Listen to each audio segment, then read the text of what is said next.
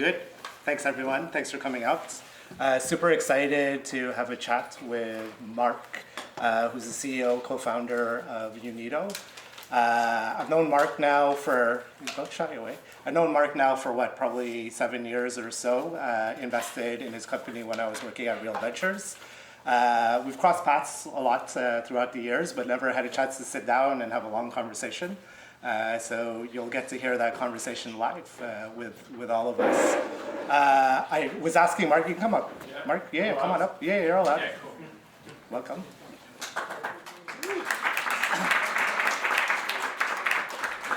So whenever I do these fireside chats, I ask people to give me a little bit of a tidbit of something interesting. Start with that? I'm going to start with that. Yeah, it's fun. Something interesting about them, just so people can get to know them a little bit. Marc gave me an interesting one. So he told me when he started his startup, he and his wife created a startup relationship, family contract that established the rules of engagement of what it means to be in a startup and in a relationship in a family. So I thought that was very interesting, but I'm not surprised. I hear that you're a very organized and analytical person, and so he's an engineer as well, and so I'm not surprised. You asked for something that would make me look more human, and yeah, it's a glimpse into your psyche, so I think it's interesting. So you want to know what the contract contains? Sure, if you want to tell us. I'm not sure if there's an NDA clause in there, but the idea is, you start a business and you've got a young family. I had a 2-year-old at the time, and it's a lot of work. You all probably know this. So I had to get the buy-in from the spouse, let's say. So we kind of had the conversation of what are the boundaries, what are the rules, and what do we need, and started with we need a new car, and then it was we're gonna have another kid, and I want you home, at this time, and so we defined kind of boundaries, including what's family hour, 6 to 8, and then you can do whatever work until whatever you want, and it wasn't anything formal or anything, but it really, really, really helped because it set kind of expectations, and I'm a bit of a workaholic, so it helped me kind of, control the consumption, let's say. Yeah. But yeah, it made a big difference. Makes a lot of sense to me. I think it's something that a lot of people should do, even co-founders should do, right? In terms of going into that relationship, set expectations in terms of what people's perspectives around that work-life balance.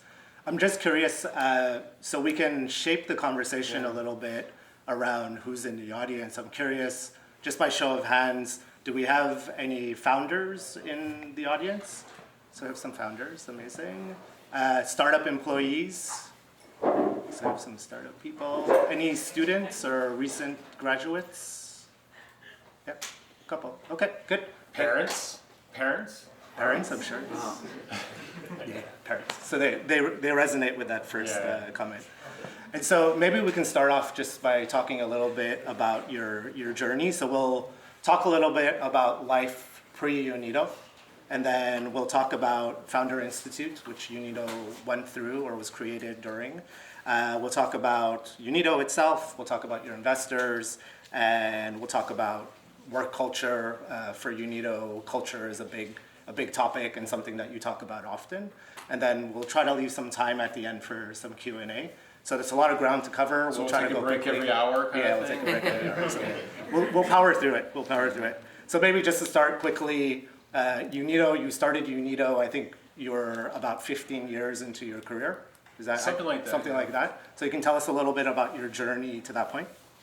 Yeah, I started in really the startup world. I was at university and I got kind of picked up by a real .com in 1999.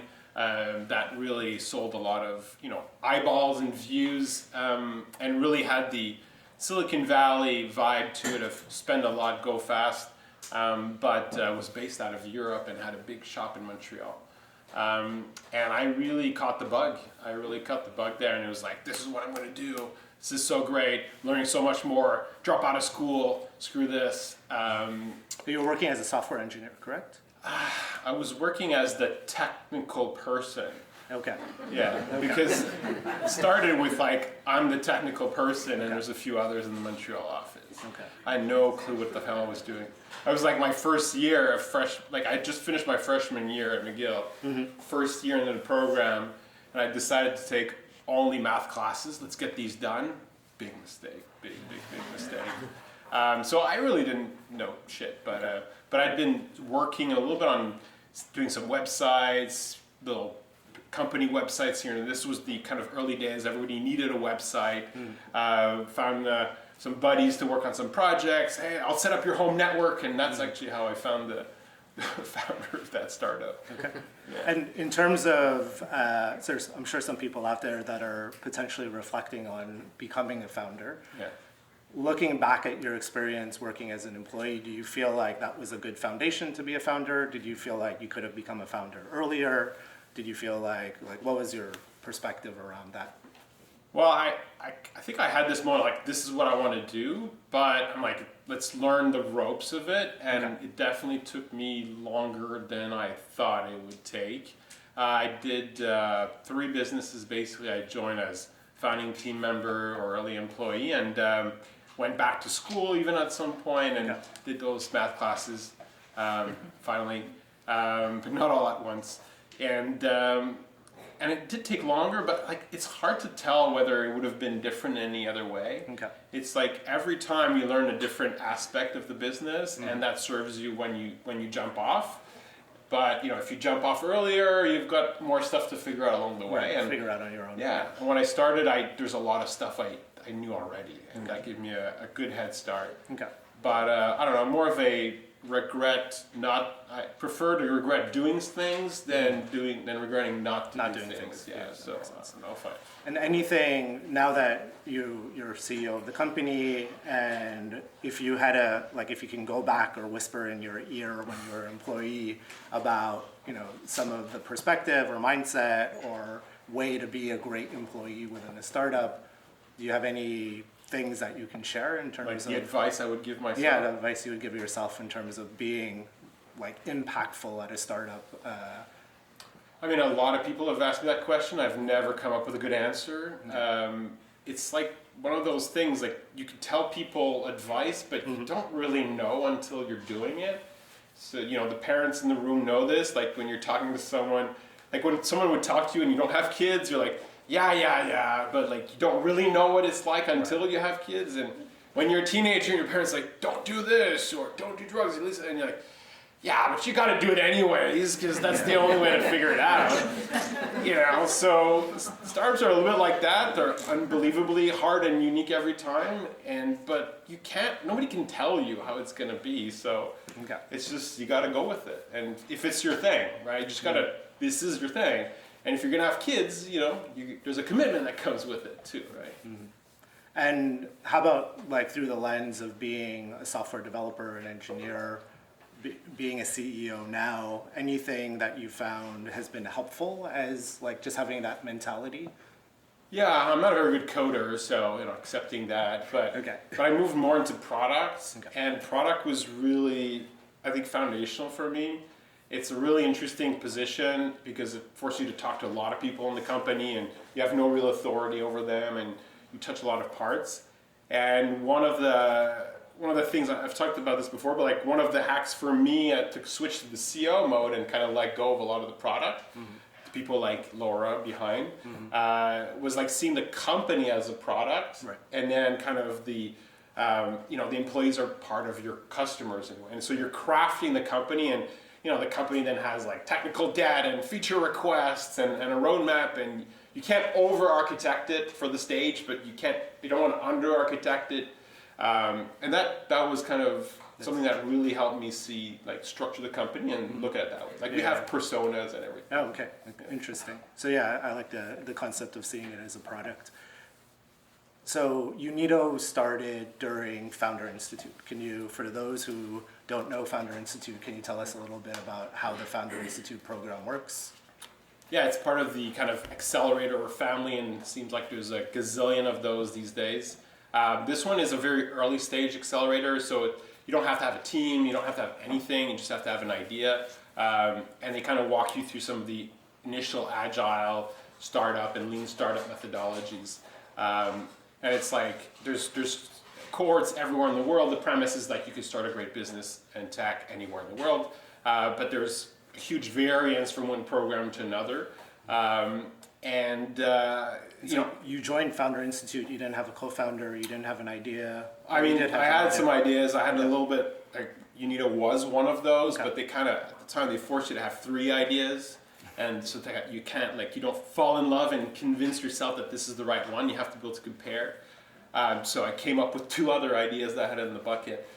They were kind of wacky, but yeah. Okay.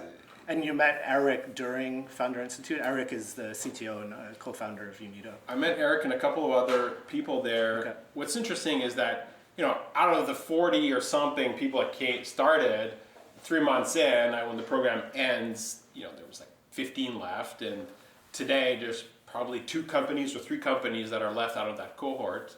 But they do basic personality tests with a entrepreneurship profile. So I knew all those 40 people already were filtered out for a certain entrepreneurship DNA, and if their ideas didn't work out, then maybe they're potentially good co-founders. So a lot of people struggle with this. They have a great idea, but finding the right co-founder is really, really hard, and it's a high risk choice because choosing the wrong person is the worst that can happen. It's almost as bad as choosing the wrong investors, or whatever. Let's not go there, but we can talk about that. We'll talk about that later a little bit. But yeah, that's how I met Eric, and I met a bunch of other people that maybe their idea was invalidated, but they still were at the stage in their life where they were willing and ready to make that leap. They had kind of the DNA to do it, and now they were starving for an opportunity, right? Okay. So. And did Eric come with his own idea as well? And did you guys kind of fight it out in terms of what you were going to build? No, we never fight with Eric. If you've met Eric, he's the nicest guy ever. You don't want to fight with Eric. Right. No, his idea was invalidated. There was hardware involved. Hardware, having done a hardware startup, don't want to do a hardware startup. Right? It's brutal. So he was oh, it's not going to work. And it didn't work with his co-founder either. Okay. And he was still circling around the community, and I had another partner in the group, and he jumped him, and cornered him. Yeah. Very cool. But then we still did what we call a pilot project, and that's something that I would really recommend everybody to do because people call me crazy for doing this stuff. We still do it today. And the notion is, how do you know if you can work with someone? Well, the only real way is to actually work with someone, right? The interviews, all that crap, it's just a proxy, really. So for all the co-founders, it's well, here's the pilot project. Let's work together on this. And if it works out, you're in, and here's, we had already discussed the terms of that. Okay. But prove it out. And he really did proved it out. Yeah. He more than proved it out. Yeah. Yeah, Eric was a great find. I'm sure one of a lot of people were probably chasing Eric within the program. He's mine. Yeah. Amazing. Could you talk a little bit about your perspective around this studio model? It wasn't as popular when you were part of Founder Institute as it is today. There's a lot of new studio models that are out there. A lot of people might know Diagram in the city is a fintech studio. What's your perspective? I know I was biased going into this movement because I was at a VC at Real Ventures, and there was something about the purity of founders coming up with an idea by themselves or in an industry and kind of working their way through it versus studios feel it's a little bit you're building a startup in a test tube. It's Didn't Real Venture, they have founder fuel. They have founder, but they came with their own ideas. We didn't give them ideas, or they didn't try to figure out ideas during the program. That program really wasn't, they didn't give you ideas. They didn't give you ideas. It was more, they give you more a process. Okay. But the main reason I went into it was for network, because I had been in these startups before, and I was I knew a lot of the stages and the operations on how to build product, but I hadn't built network. And I was okay, well, I actually don't know that many people. I wasn't connected to this community, and I didn't know investors, and I didn't know really sales or how to approach customers. And I was what's the fastest way to build this thing? And Founder Institute had a pretty decent network of mentors. At least their website said so, including in Montreal. And so I was like, okay, well, let's leverage that. I'll have a calling card or an excuse to connect with all these people. And that was really, and it worked out quite well. So it did give you that leverage and that but I hustled, Right. I contacted them all before the program started. So when they would come to these talks, I already knew who they were and stuff like that. Okay, amazing. And so maybe we can start talking about Unito. We're moving quickly in time. Can you talk about the genesis of Unito? Was it like a personal pain point? Was it an opportunity you saw in industry? What was... Yeah, it's a classic scratch your own itch project. Okay. Started really the basement. Like as a product person, I had been noting down, someone should solve this along the way. And it was one of the kind of ideas on that bucket list that I felt firsthand, because when you're in product, you have to deal with everybody's tools. And for those who don't know Unito, it's an integration platform. You connect SaaS together, so people don't have to jump around from one SaaS to another. It's a little bit like Zapier, some of you might know it, but kind of our claim to fame is it's bi-directional. So we'll do two-way sync that anybody can set up.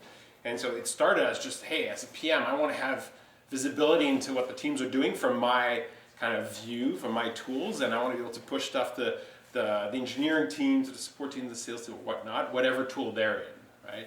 And so that was the scratch that I was trying to, the itch I was trying to scratch, and built a really ugly and rough MVP. And that's how it started. Right. And then how did you go from that moment to where you are today, where you have hundreds of thousands of people using the app? Like Lots of gray hair. Lots of hair. You started with hair? No, I didn't start with hair, for the record. It's a long time ago this happened. But it did fit with like starting in the startup world. So yeah, just you've been warned. And so how did you go from building product to users? If you can talk about that. Yeah, it started as, like I said, an MVP. It was it actually ran in a Chrome extension, and it would sync two tools, like Asana and GitHub at the time, which was like that. That was like the beachhead I had focused on. And if you shut down your browser or your computer, it would stop syncing, right? But it cost us, $0 in Amazon Web Services or Google Cloud because it ran. And there's people that started using it because we used the Chrome store as kind of the window, and it had a few kind of teaser features for Asana users. So it was really that MVP. But it taught us to use marketplaces as an acquisition channel, and we were quite good at leveraging marketplaces as we went to new tools. And so, because you come from a product background, Eric's more on the technical side. There isn't, I'd say, like a pure marketer or like. So it was really, let's build a great product and. Yeah, and I came from the startup before I told you about the hardware startup. It was hardware, and it sold to telcos, so big telco companies, like 12 to 24 month sales cycles, part of a store like refurnishing and renovation cycle, huge deals. And I was like, never again, screw this. Like no hardware, like part of their requirements, no hardware and no enterprise sales, They're gonna pay with a credit card, and if I don't have to talk to them, even better. So, it started a little bit like that, and then, the pain was kind of broad in terms of applications. So we ended up getting back into enterprise, but... But you started by leveraging existing marketplaces, and did you have like content strategy? What was some of the other go-to-market? At the beginning, it was really the partner that we integrated. Their customers were asking for integrations. So it was like, hey, it's kind of a win-win, right? So leveraging them as a really inexpensive channel for both co-marketing with them, getting their salespeople to introduce us to deals, and getting listed in their marketplaces, which would generate a ton of traffic for us. Awesome. So you're touching on investors before. We'll jump into that. It's hard not to talk about startups and VCs and investors.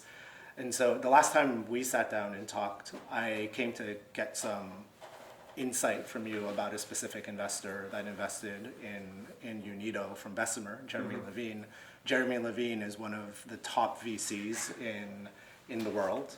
But nobody knows it. But nobody knows it. He doesn't make a lot of noise. He doesn't do a lot of conferences. He kind of sticks to his lane. He's like the Warren Buffett of VC in some. I'm not sure how you would take that. You're not sure. Let me know. And he is on the board of Shopify. He's like one of the great investors. And so could you talk a little bit about how Unito, sitting in Montreal, connected with this great investor, and like what was the story there? Well, Shopify broke the ice because if this guy was willing to fly in, to Ottawa in the middle of February, and it wasn't even a direct flight for him, Montreal's easier, so. He's in New York, right? Yeah, he's in New York, so very different culture. But, I mean, what are you particularly interested in? Like, how did that, the story of how? Sitting in Montreal, talking about investors in the Valley or New York, it seems very unattainable or unapproachable. Like, what was? Well, it's not. Okay. It's not. I think that's an illusion we've all created to ourselves.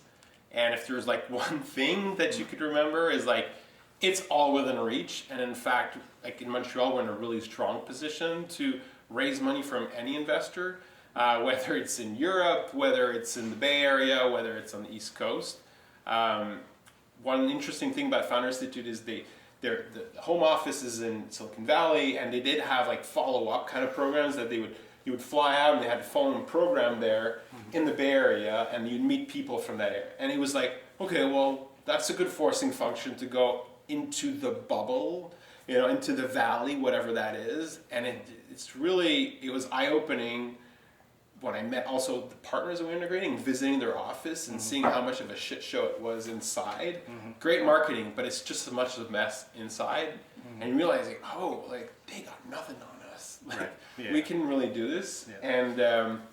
And it's changed a lot since. When I was starting, Canada was just starting to be on the radar of American VCs. We had quite a few before, but not that many. Yeah. Now it's like if they can invest here instead of the Bay Area, they will. Yeah.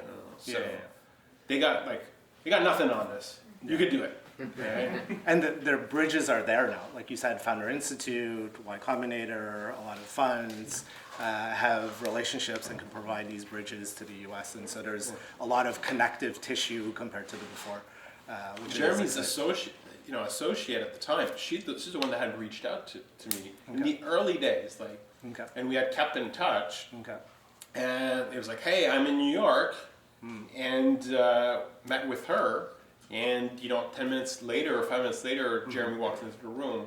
So like, it's just, a lot of things happen. Sometimes you don't plan for it. Yeah. But as long as you kind of just put yourself out there, it can happen. And it's just, you have to. It doesn't happen magically, but it can if you put in the work. Yeah. And that's what's interesting. Sometimes it doesn't happen like right away. Sometimes it can take months or years for it to play out. Yeah. But just putting yourself out there really puts you in that perspective to get those opportunities. So maybe quickly we can talk about your latest investor from CDPQ, equity 25 3 to the power of 3. To the power of 3. Yeah. Or cubed. I think I heard to the I to don't the know, I power think of there's 3. someone here. Maybe they know the marketing story. Yeah. But, I heard to the power of 3. So we have some CDPQ folks. So go say hi to them in the room. Can you talk very quickly because we're short on time? Yeah. Talk about the fund. Not a lot of people probably know about the fund. It has a very unique perspective or point of view. So the equity 25-3 it stands for 25% of your leadership team, board, and shareholders that are from diverse backgrounds. Okay, so they're very focused on diversity, and it aligned a lot with our culture already, and we were already checking a lot of those boxes. So it kind of made sense from that perspective. It also made sense to have a local investor with a lot of network, because the American investors have great network in the US, but if you're hiring a lot locally, they can't help you nearly as much. And CDP has obviously a ridiculous network here, and they have their hands on every string, everywhere. So that was a good compliment. Really great partners, especially if you're in Montreal. So I haven't been managing the time very well. I'm getting my note from Alex. And so we wanted to talk a little bit about culture. There's actually some stuff that you've written about in your blog about transparency. We won't have time today to talk about that, but I definitely recommend going and checking that out.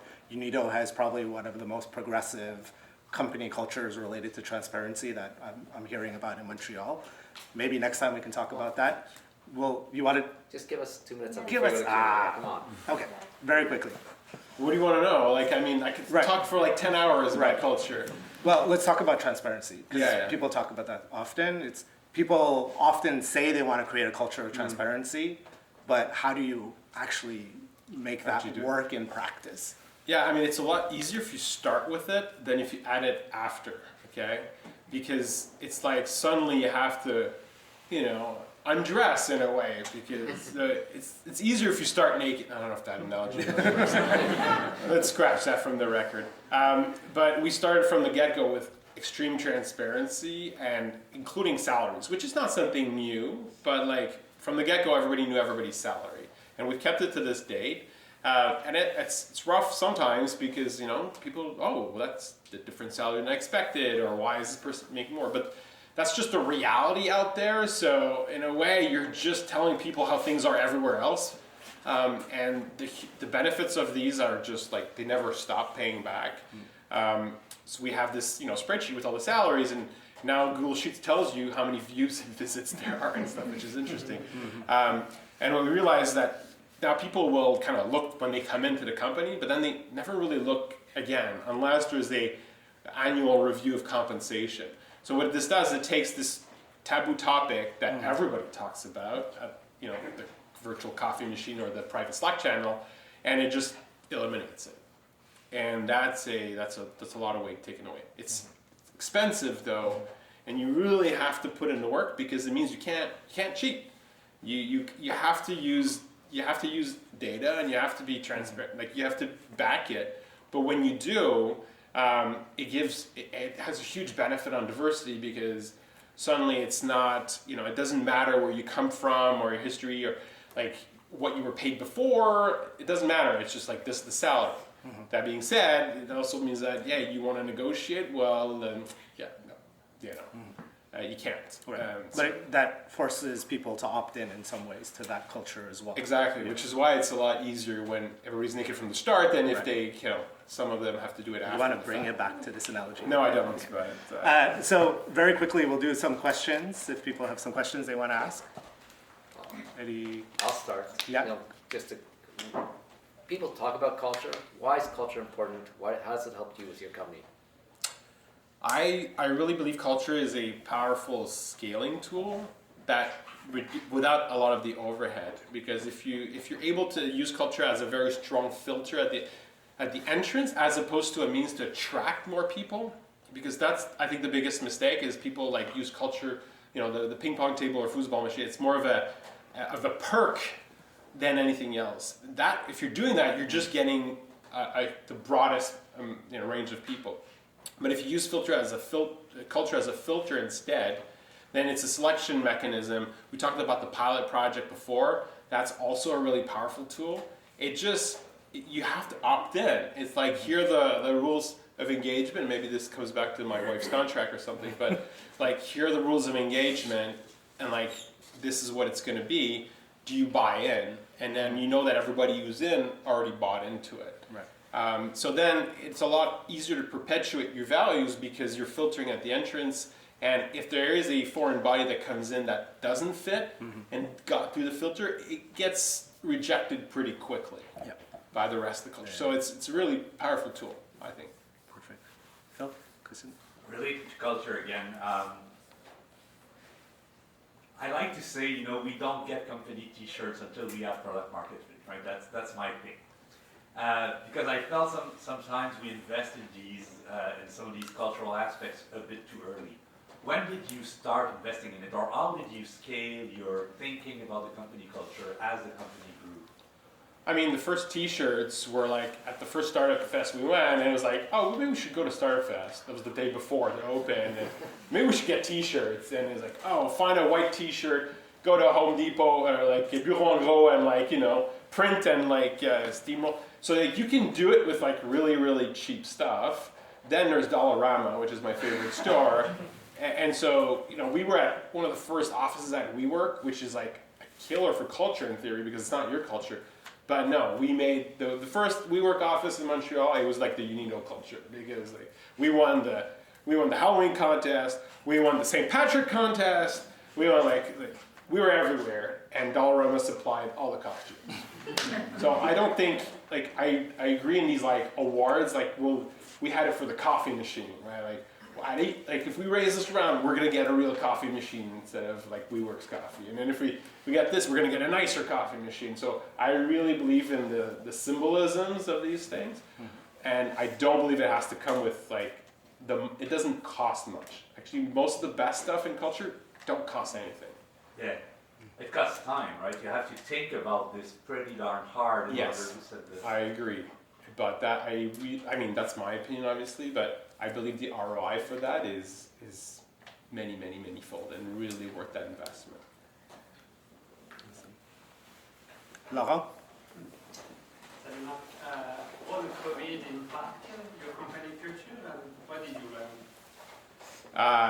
Yeah, of course it impacted because we had a really strong office community, and the norm was more like to gather at the office, and we had these Friday lunches with like dictators would decide, rotating dictators, would decide where we would eat and all sorts of like these fun like office quirks, and then suddenly it's over. And we had a philosophy of like everybody was going fully distributed and fully remote and cutting the office, and we actually made a pretty bold move and we said we're going to go the other way. We're going to sign a new lease and we're going to do a build out of the office in the middle of the pandemic. And it was a pretty risky bet in that sense. But we were talking about this. You came visiting us the day of the Christmas party, not the last Christmas, the one before, which was right at the end before Omicron in that window. And we had like just an incredible party at the office. And it's like it all came flooding back in. That being said, today the norm is like, the inertia is towards staying at home. So if to get people to come back and create that community, it takes effort and time. And it's effort and time, and it doesn't stop. So, but like most things, like if everything that's worth doing is hard. Yeah. Two more questions. Two more questions? Yeah, just one more question coming back to the transparency.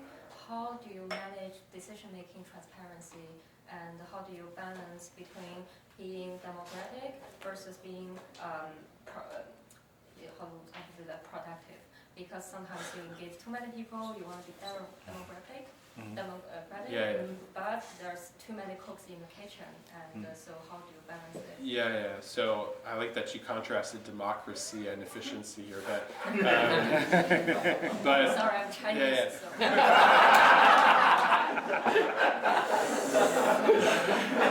That's an interesting perspective.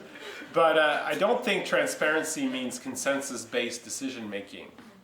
And I really, like, it does promote it because people work in the open, so anybody can comment and there's a lot more discussion. And so sometimes you have to like, hey, like there is one decision maker and you have to make that decision. Yeah. But like it doesn't mean, it's not because you're transparent that you're democratic, let's say, but I think the right word is consensus-based decision making. Like that is not the idea. I'm a big believer in distributed decision making in the organization. So if you're able to have the people that are closest to the work and to the information have all the information to make a decision, then it's much, much more efficient. As opposed to having, decisions have to go up because the people at the top are the only ones that have the bigger perspective. What if at the top, again, quote unquote, you could you could share the vision and the strategic information by sharing, we do a lot of kickoffs where we share the strategy, we write strategic memos to like communicate and over communicate the company strategy, so that instead of having the individual contributor having to send a lot of information up the food chain so that they can make a decision that comes back down, we send the information on the strategy to come back down and they have all the information to make a decision. That's the ideal scenario, okay? But of course, there's some decisions that have to be made by different people, and as long as there's a clear decision maker, all the rest is just data and input for that decision making. And at least it exists, right? That's the most important part. Last question. So you taught culture is really strong at Unito, and I'd be curious to see how did the values that are core to the culture start, and how did they evolve throughout the years, or did they evolve, or? I think, of course, they evolve. Like values and culture statements are connected, but they're not necessarily the same thing. we have what we call commandments, culture commandments, which are really like the statements of, thou shalt do this or not do this, that are meant to guide some of those decisions when it's more soft. And those have evolved over time, and we're about to probably evolve them another shot. But I don't think that the core essence has changed significantly. We wrote culture, values, and statements really, really early in the company. And I think that's what I would recommend everybody to do, even if you're doing a basement project on your own. Why don't, if you're thinking about this, like, this could be a business, like what would be the values and the culture of the company that you want to build, that you want to work for? I think that's the biggest benefit of starting a business, is you get to craft the company that you'd want to work in. Because it's not really for the money, because honestly, your chances are much better elsewhere. And it's not really to be your own boss, because trust me, you're not. And it's like, it's more about these things. You get to craft the company that you dream of. So give yourself a chance to dream for it. Yeah, love it. Appreciate it. Appreciate the transparency and sharing. I think one theme that really stood out for me was just communication. I'm just happy you didn't say naked people. Yeah, again, yeah. And it's just like that communication with your partner, with your co-founders, with your employees. What I've experienced, and I'm sure a lot of people have experienced, when you kind of bury things underneath the surface, they catch up with you at the end, right? And so you're better off having those hard discussions up front, whether it's about salary, whether it's about, the realities of being in this startup versus dealing with it when you don't want to. So thanks. Yeah, it doesn't make it easy, but Yeah, appreciate it. so thank you.